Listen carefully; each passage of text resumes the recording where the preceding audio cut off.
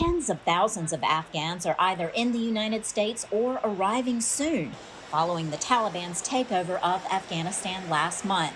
These evacuees have gone to a second country. Some of them are in Doha, some of them are in Abu Dhabi, some of them are in about a dozen U.S. military facilities around the world. Adam Bates is a lawyer with the International Refugee Assistance Project, which defends many Afghans.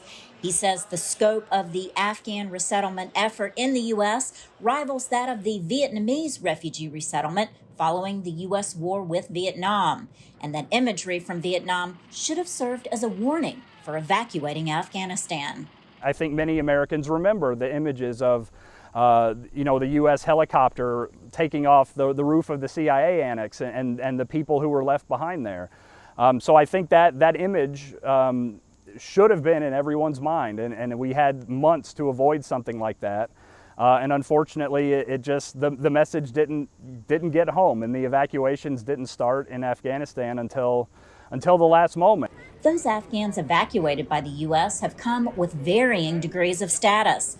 Some are citizens or have green cards, others have special immigrant visas, and a huge number are called humanitarian parolees. They have no benefits or status. Analysts say Congress needs to enact legislation to provide paroled Afghans with a path to citizenship in short order. This happened with Cuban refugees in the 1960s and Iraqi Kurdish refugees in the 1990s. Many Vietnamese also entered the U.S. under humanitarian parole in the 1970s.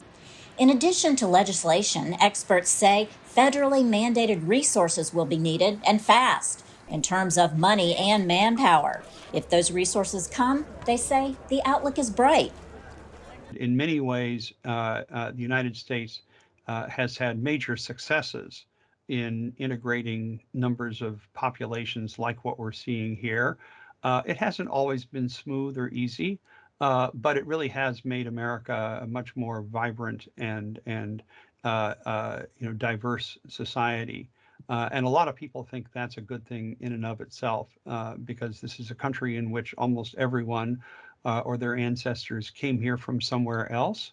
And so this is very much part of the American tradition. But not everyone is happy to resettle Afghan refugees. Some top Republicans and others who favor strict limits on immigration worry there won't be adequate resources to make sure no potential terrorists are allowed in. Nevertheless, current polling shows a majority of Americans across party lines support the resettlement effort. This issue has had such incredible bipartisan support, and maybe this is an opportunity to finally reframe that conversation on how we welcome those who want to come here from abroad. Laurel Bowman, VOA News, Washington.